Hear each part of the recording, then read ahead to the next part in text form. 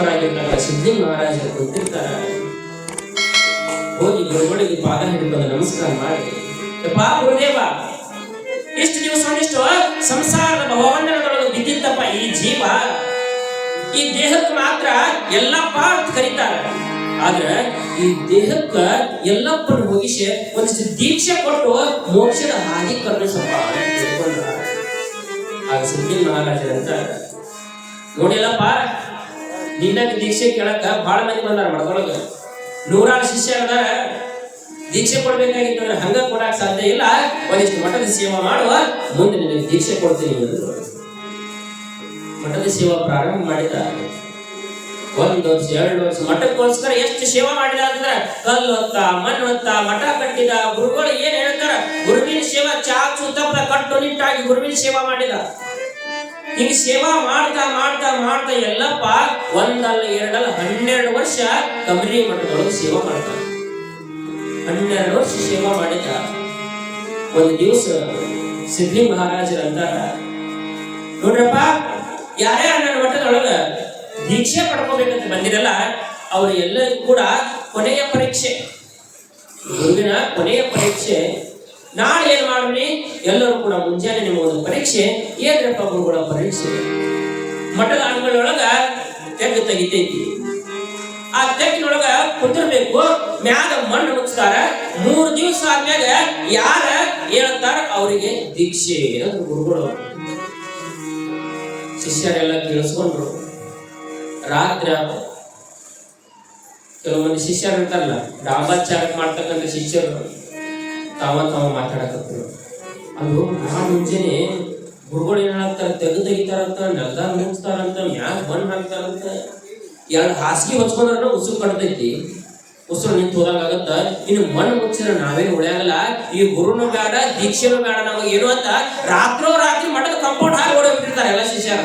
ಬೇಡ ನಮಗೆ ಈ ಗುರುವಿನ ಸಾಹಸ ಬಂದ ಬಿಡ್ತಾರೆ. ಇವಾಗ ಮುಂಚೆನೆ ಎದ್ದು ಗುರುಗಳು ಅಂತಾರ, ಆಗಪ್ಪ ಯಾರು ಶಿಷ್ಯರ ಪರೀಕ್ಷೆಗೆ ರೆಡಿ ಅದೀರಿ ಬರ್ರಿ ಅಂದ್ರು. ಹೋಗಿ ನೋಡ್ತಾರ, ಒಬ್ಬರು ಶಿಷ್ಯರಿಲ್ಲ, ಉಳಿದಿದ್ದು ಎಲ್ಲಪ್ಪ ಒಬ್ಬರು ಬಂದ ಎಲ್ಲಪ್ಪ ಮುಂದೆ ನಿಂತಿರ್ತಾರ. ಏನೋ ಎಲ್ಲಪ್ಪ ಮತ್ತ ನೀ ಪರೀಕ್ಷೆಗೆ ಸಿದ್ಧದೇನೋ? ಗುರುದೇವ ಸಿದ್ಧದೇನ್ರಿ ಅಂತ.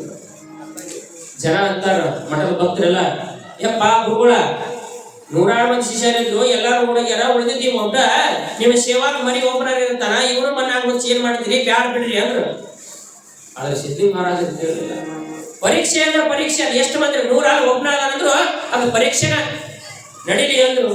ಏನು ತೆಗ್ದು ತೆಗೆದಿದ್ರಲ್ಲ, ಹೋದ ಎಲ್ಲಪ್ಪ ಆಯ್ತು ಪರೀಕ್ಷೆ ನಡೀಲಿ. ಎಲ್ಲಪ್ಪ ಹೋಗಿ ಕುಂತ, ಮ್ಯಾಗ ಮಣ್ಣು ಹಾಕ್ತಾರ, ಮ್ಯಾಗ ಪಾಟಿಕಲ್ಲ ಮುಚ್ಚೆ 3 ದಿವಸಗಳ ಕಾಲ ಸಾವಿರ ಜನ ಮಠದ ಮುಂದೆ ನಿಂತೈತಿ. 3ನೇ ದಿವಸ ಯಾಕಪ್ಪ ನೋಡೋಣ, ಗುರುಗಳು ಹೇಳ್ಯಾರ ಎಲ್ಲ ಕುಂತ, ನಾವೇನ ಕೆಲವು ಅಂತಿರ್ತಾರ, ಅವೇನೆಲ್ಲ ಮಣ್ಣೊಳಗೆ ಸತ್ತು ಹೋಗ್ಬಿಟ್ಟಿರ್ತಾರ, ಬಡ ಮಣ್ಣು ತಗದ್ಮ್ಯಾಗ ಎತ್ಕೊಂಡು ಹೋಗಿ ಸ್ಮಶಾನದಾಗ ಮಣ್ಣು ಮಾಡ್ಕೊಂಡ್ರ ಸುಟ್ರ ಹಾಕು ಅಂತ ಕೆಲವು ಮಂದಿ ಅಂತಿರ್ತಾರ. 3ನೇ ದಿವಸ ಗುರುಗಳು ಬಂದು ಕೂತಾರ, ತೆಗಿಲಿ ಆಗ್ಲಿ ಅಂತ 3 ದಿವಸ ಆದ್ಮ್ಯಾಗ ಮಣ್ಣು ತೆಗಿತಾರ. ಯಾವಾಗ ಮಣ್ಣು ತೆಗೆದ್ರು ಒಳಗ ಎಲ್ಲಪ್ಪ ಕೂತಿರ್ತಾರ, ಧ್ಯಾನ ಕೂತಿರ್ತಾರ. ಬಾಯಿಯೊಳಗ ಸಿದ್ಧಲಿಂಗ ಸಿದ್ಧಲಿಂಗ ಸಿದ್ಧಲಿಂಗ ಅಂತ ಧ್ಯಾನ ಮಾಡ್ತಿರ್ತಾರ. ನೋಡಿರ್ತಕ್ಕಂಥ ಜನ ಅಂತಾರ, ನೋಡ್ರು ಅಲ್ಲಿ ಎಲ್ಲಪ್ಪನ ಲಿಂಗ ಕಂಡಂಗ್ ಕಾಣಕತ್ತಾನ, ಎಲ್ಲಪ್ಪ ಲಿಂಗ ಕಂಡಂಗ್ ಕಾಣಕತ್ತಾನ. ಸಿದ್ಧಲಿಂಗ ಮಹಾರಾಜಿಗೆ ಎದ್ದು ಬಂದು ಎಲ್ಲಪ್ಪ ಹೇಳು ಎಲ್ಲಪ್ಪ ಅಂತ ಎನಿಸ್ಕೊಂತಾರ. ಅಲ್ಲೋ ಎಲ್ಲಪ್ಪ, ಮಣ್ಣೊಳಗೆ ಕೂತಿದ್ದೆಲ್ಲ 3 ದಿವಸ, ನಿನಗೇನೂ ಆಗ್ಲಿಲ್ಲೇನು ಅಂದ್ರೆ ಗುರುಗಳು ಸಿದ್ಧಲಿಂಗ ಮಹಾರಾಜಿಗೆ ಎಲ್ಲಪ್ಪಗ.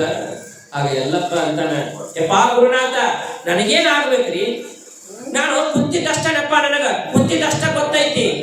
ಯಾವಾಗ ನಿಮ್ಮ ನಾಮಸ್ಮರಣೆ ಸಿದ್ಧಲಿಂಗ ದೇವ ಅನ್ನಕತ್ತಿದ್ನೋ, ಅವ್ರು ಏನು ಮಣ್ಣು ಮ್ಯಾಗ ಹಾಕ್ತಾರಲ್ಲ, ಅದು ನನಗೆ ಮಣ್ಣು ಅನಿಸ್ಲಿಲ್ಲ, ಮಲ್ಲಿಗೆ ಹೂ ಹಾಕಿದಂಗ ಎಷ್ಟು ದಿವಸ ನಾನು ಮಲ್ಲಿಗೆ ಹೂಗಳ ಕೂತಂಗಾಗಿತ್ತು.